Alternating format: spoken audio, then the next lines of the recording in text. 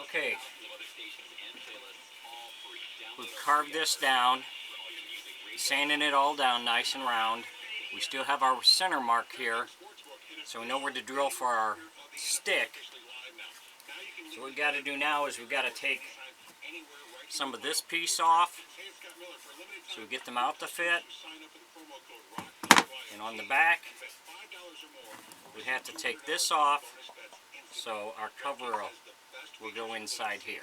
So we're going to cut these two pieces down.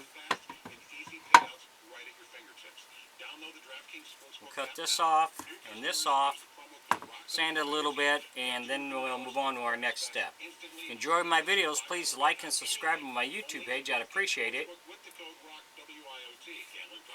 If you have any questions or comments, put it in my comment section and I'll get back with you.